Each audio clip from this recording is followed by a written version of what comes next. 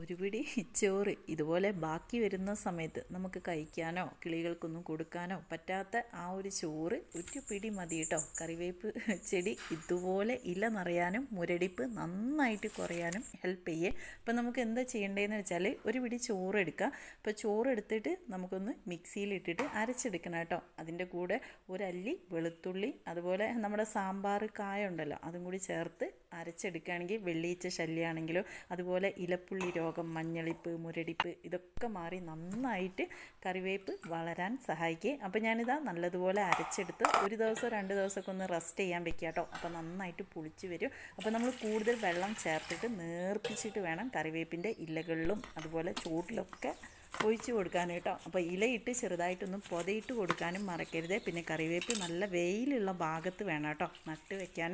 അപ്പോൾ ഇതൊരു മാസത്തിൽ 2 തവണ ചെയ്യുക. ഇതുപോലത്തെ വീഡിയോ കാണാം. പേജ് ഫോളോ ചെയ്യാൻ